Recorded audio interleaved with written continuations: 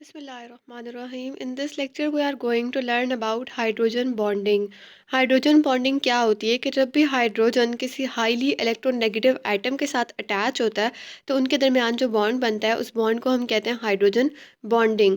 अब इस बॉन्डिंग में होता क्या है, क्योंकि एक हाइड्रोजन है और एक जो है वो हाईली इलेक्ट्रोनेगेटिव एटम है।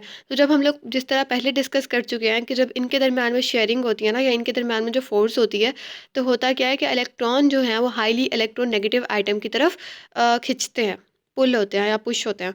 ठीक है, तो हम कह सकते हैं कि हाइड्रोजन बॉन्डिंग के अंदर हाइड्रोजन जो है वो इलेक्ट्रोनेगेटिव आइटम के साथ अटैच होता है और जो इलेक्ट्रॉन्स होते हैं वो हाईली इलेक्ट्रोनेगेटिव आइटम की तरफ अट्रैक्ट ज़्यादा हो रहे होते हैं। ठीक है, तो नेक्स्ट हम देखते हैं कि हाइड्रोजन जो है हमें पता है कि उसके पास कोई भी इनर शेल नहीं होता, यानी हाइड्रोजन के पास एक ही शेल होता है और उसके अंदर एक ही इलेक्ट्रॉन होता है। तो हाइड्रोजन क्योंकि बहुत छोटा है साइज़ में, उसके पास कोई इनर शेल नहीं होता, तो उसके ऊपर जब पॉजिटिव चार्ज डेवलप होता है ना, यानी जो पॉजिटिव चार्ज की डेंसिटी होती है वो बहुत ज़्यादा हाई होती है। ठीक है, तो इसके ऊपर पॉजिटिव चार्ज बहुत ज़्यादा हाई होता है और इस तरह ही से ही इलेक्ट्रोनेगेटिव आइटम के ऊपर नेगेटिव चार्ज बहुत ज़्यादा होता है। ठीक है, तो इसीलिए इन दोनों के दरमियान बॉन्डिंग होती है।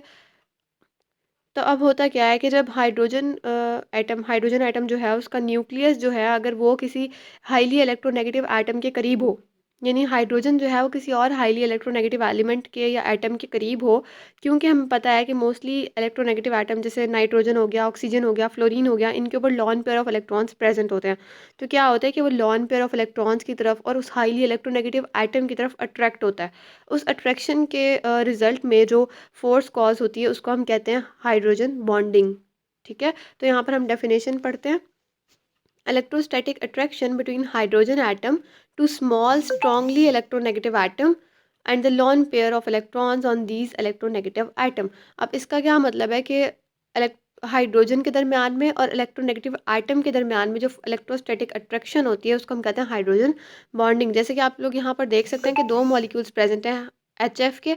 तो क्या होता है कि एक हाइड्रोजन यहाँ पर प्रेजेंट है, हाइड्रोजन ने फ्लोरीन के साथ बॉन्ड बनाया हुआ है, लेकिन जब ये हाइड्रोजन एक और HF के मॉलिक्यूल्स के साथ इन कांटेक्ट में आता है तो फ्लोरीन का जो क्लाउड है ना, यानी नेगेटिव उसके ऊपर चार्ज है, इलेक्ट्रॉन्स हैं, वो इसको अट्रैक्ट करते हैं। तो हाइड्रोजन और फ्लोरीन के दरमियान में एक फोर्स ऑफ अट्रैक्शन जो है वो क्रिएट होती है, जिसको हम कहते हैं हाइड्रोजन बॉन्डिंग। अब हाइड्रोजन बॉन्डिंग होने के लिए क्या क्या चीज़ें होना ज़रूरी है?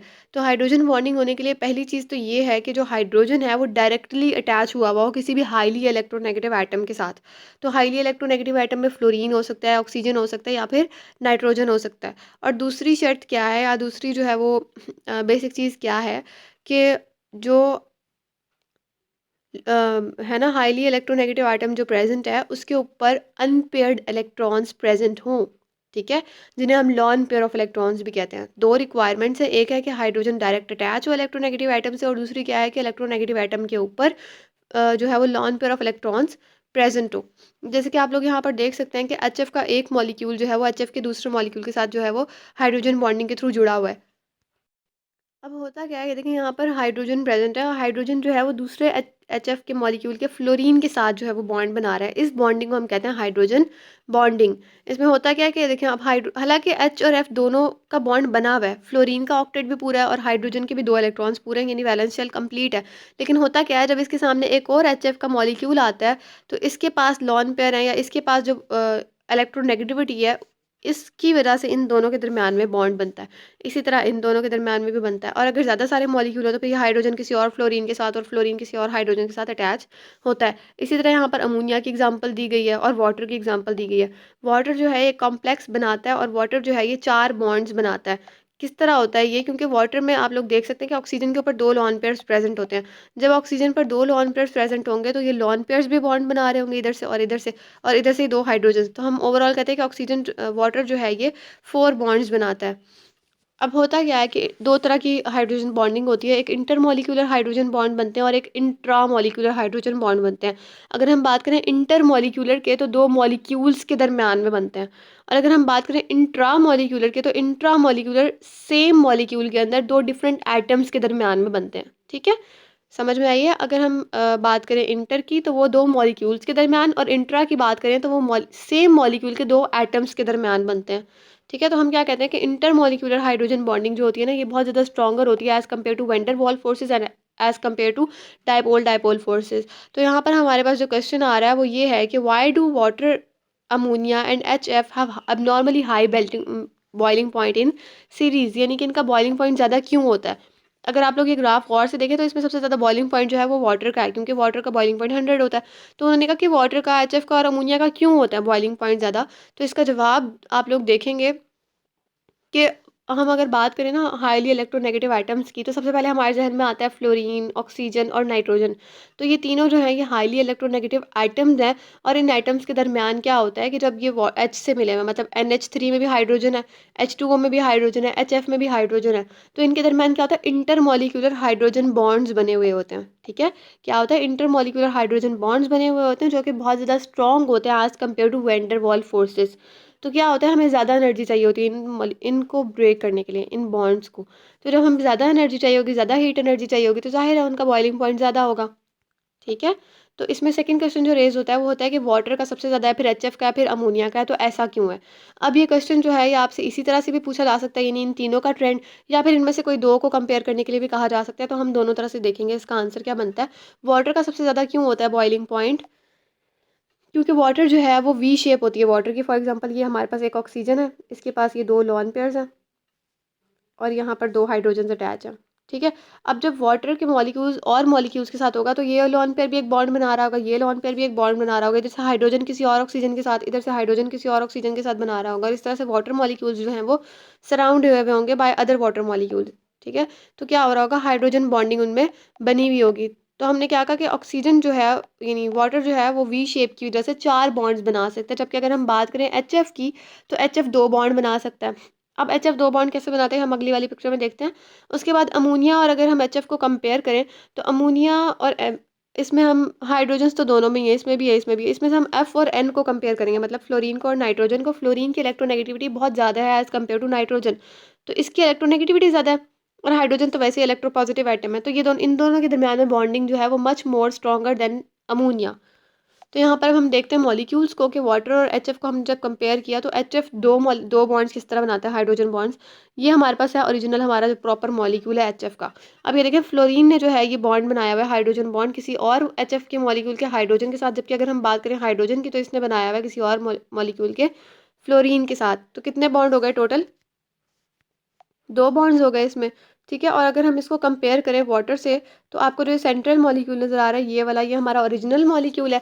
और ओरिजिनल मॉलिक्यूल ने, ऑक्सीजन ने यहाँ पर हाइड्रोजन के साथ, एक यहाँ पर हाइड्रोजन के साथ बनाया हुआ है, इसी तरह हाइड्रोजन ने ऑक्सीजन के साथ बॉन्ड बनाए हैं। तो टोटल बॉन्ड हो गए चार। तो इसके ज़्यादा सारे बॉन्ड्स हैं, तो ये ज़्यादा ब्रेक करने में ज़्यादा टाइम भी लगेगा, ज़्यादा जो है एनर्जी भी लगेगी, ज़्यादा हीट भी लगेगी, इसीलिए इसका बॉइलिंग पॉइंट ज़्यादा है as compare to H F. Next हम बात करते हैं अमोनिया की और एच एफ की। तो इसमें क्या है कि हाइड्रोजन फ्लोराइड जो होता है, इसमें हम फ्लोरीन को देखेंगे और अमोनिया में हम नाइट्रोजन को देखेंगे, जैसे कि हम पहले बात कर चुके हैं। तो इंटरमॉलिक्यूलर हाइड्रोजन बॉन्डिंग जो है वो एचएफ में बहुत ज़्यादा स्ट्रॉन्ग होती है एज़ कम्पेयर टू अमोनिया। और वो होती क्यों है, क्योंकि फ्लोरीन की इलेक्ट्रोनेगेटिविटी ज़्यादा है एज़ कम्पेयर टू नाइट्रोजन। इसीलिए हमने कहा कि बॉइलिंग पॉइंट जो है वो एचएफ का ज़्यादा होता है। नेक्स्ट पॉइंट हमारे पास क्या है कि explain why water has largest enthalpy of vaporization than H2SC and H2TE। अब हमें पता है कि ऑक्सीजन, सल्फर, Fe और Te ये सब लोग एक ग्रुप के एलिमेंट्स हैं।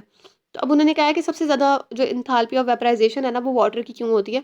हम लोग अपने प्रीवियस लेक्चर में भी डिस्कस कर चुके हैं कि इंथाल्पी ऑफ वेपराइजेशन क्या होती है, कि energy required to vaporize 1 mole of liquid. ठीक है, एट कांस्टेंट प्रेशर। आपने ये याद रखना है कि हम प्रेशर जो है यहाँ पर कांस्टेंट होगा, तो 1 मोल को वेपराइज करने के लिए। अब उन्होंने कहा कि वाटर की इंथाल्पी ज़्यादा क्यों है, हमें पता है बॉइलिंग पॉइंट ज़्यादा, तो इसका मतलब इंथाल्पी भी ज़्यादा होगी। फिर भी हम लोग देख लेते हैं कि वाटर में क्या होता है कि उसमें इंटरमॉलिक्यूलर हाइड्रोजन बॉन्डिंग ज़्यादा होती है as compare to H2S, H2SC and H2TE। इसमें होते हैं इंटरमॉलिक्यूलर हाइड्रोजन बॉन्ड्स, और बॉन्ड्स भी कितने होते हैं, चार बॉन्ड्स बनाए हुए होते हैं।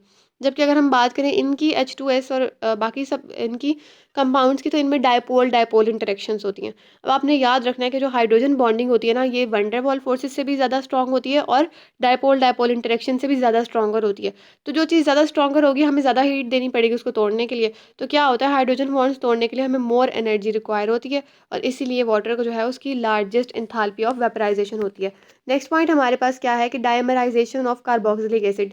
डायमराइजेशन का क्या मतलब होता है कि मॉलिक्यूल जो है ना वो एक, मतलब जैसे हमने एच और एच की बात की थी, इसी तरह हम लोग जो है बात करते हैं यहाँ पर एसिड की, कि जब दो एसिड्स या दो से ज़्यादा भी हो सकते हैं, टू और मोर देन टू एसिड्स जो हैं वो आपस में हाइड्रोजन बॉन्डिंग बनाए तो जो मॉलिक्यूल प्रोड्यूस होता है इसको हम कहते हैं डायामर।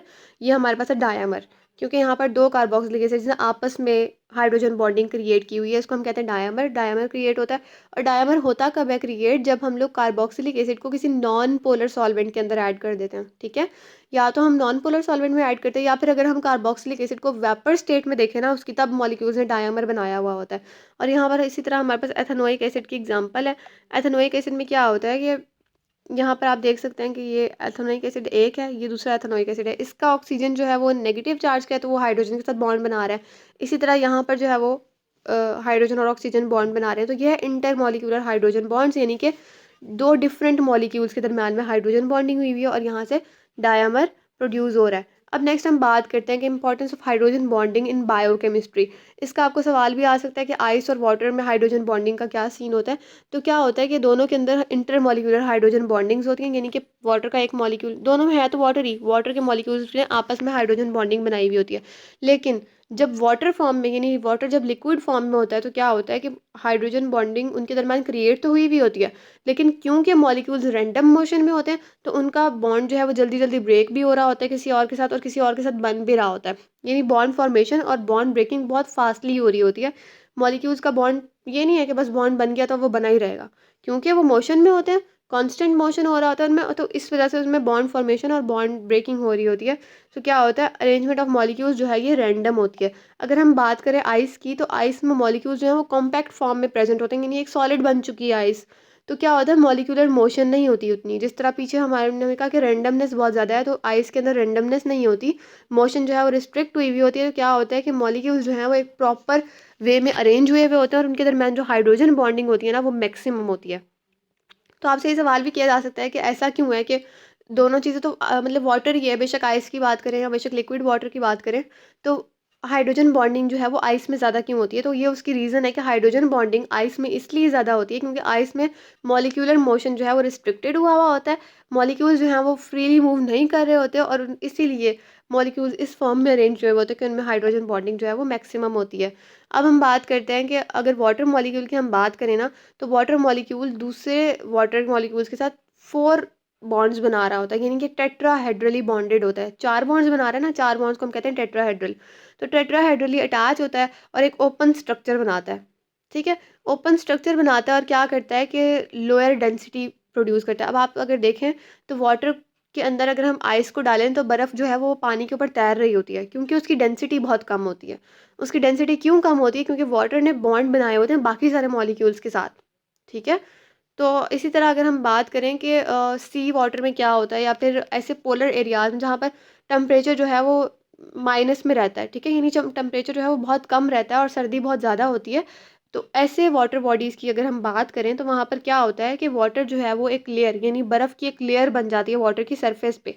वो लेयर क्या करती है, वो इंसुलेट करती है नीचे वाले वाटर को, यानी जो ठंड होती है ना वो ऊपर ऊपर वाली लेयर में रहती है, नीचे अगर आप पानी की तह में जाए ना तो आपको नॉर्मल टेम्परेचर फील होगा, यानी कि हालांकि आप देखेंगे आप कहेंगे ऊपर तो बर्फ़ जमी हुई है, लेकिन नीचे क्यों, क्योंकि एक जो है ना आइस जो है उसकी डेंसिटी लो होती है, वो पानी पे तैर रही होती है, और वो क्या करती है पानी के लिए फ़ायदे क्या चीज़ पहुंचाती है कि इंसुलेट कर लेती है नीचे वाले वाटर को, और क्या करती है उससे फिर पूरा पानी नहीं जमता, सिर्फ ऊपर ऊपर लेयर जम जाती है, नीचे पानी का टेम्परेचर नॉर्मल रहता है, और यही रीज़न है कि पोलर रीजन्स के अंदर फिशेस सर्वाइव कर जाती हैं। यहाँ से आपको कोई ना कोई एमसीक्यू वगैरह आ सकता है, आज सच इसमें कोई क्वेश्चन मुझे नहीं लगता कि पूछा जाएगा। नेक्स्ट हमारे पास इंपॉर्टेंस ऑफ हाइड्रोजन बॉन्डिंग, वही बायोकेमिस्ट्री में। बायोकेमिस्ट्री में यहाँ हम बात करेंगे प्रोटीन्स की। हमें पता है कि प्रोटीन्स जो हैं वो कम्बिनेशन होते हैं अमाइनो एसिड्स का। तो क्या होता है कि the building block of protein is amino acid, और अमाइनो एसिड का हमें पता है कि अमाइनो और एसिड हम इसको क्यों कहते हैं, क्योंकि इसमें अमाइनो इसकी वजह से कि अमाइन ग्रुप प्रेजेंट होता है, और एसिड इसलिए क्योंकि इसमें कार्बोक्सिलिक एसिड प्रेजेंट होता है, ठीक है। आर जो है वो हाइड्रोजन आइटम भी हो सकता है और कोई और अल्काइल ग्रुप भी हो सकता है, और यहाँ पर एक हाइड्रोजन आइटम प्रेजेंट होता है, तो इसको हम कहते हैं कि अमाइनो एसिड है ये, और ये एक प्रोटीन का मॉलिक्यूल है। नेक्स्ट हमारे पास है कि the combination of two amino acids will form a dipeptide. क्या डाईपेप्टाइड, यानी कि दो पेप्टाइड। इसमें क्या होता है कि ये एक अमाइनो एसिड है, ये दूसरा अमाइनो एसिड है, ये दोनों मिलेंगे और एक पेप्टाइड बॉन्ड बनाएंगे। ये दोनों कैसे मिलते हैं मैं आपको बता दूं। इसमें ना वाटर रिमूव होता है, यहाँ नाइट्रोजन के साथ दो हाइड्रोजन प्रेजेंट है, एक हाइड्रोजन ये है, एक हाइड्रोजन ये है, यहाँ से OH रिमूव होगा और यहाँ से हाइड्रोजन रिमूव होंगे, तो नाइट्रोजन के पास रह जाएगा एक, ठीक है, वाटर रिमूव होगा ना यहाँ से ये वाला, तो नाइट्रोजन के पास एक हाइड्रोजन रह गया और कार्बन के पास डबल बॉन्ड O। तो यहाँ से ये वाला पूरा मॉलिक्यूल आपने वैसे ही लिखना है, इधर से ये वाला पूरा मॉलिक्यूल आपने वैसे का वैसे लिख देना है, सिर्फ दरमियान में आपने क्या चेंजिंग करनी है, यहाँ पर प्रेजेंट है C double bond O present है, उसका C का नाइट्रोजन के साथ बॉन्ड बन गया।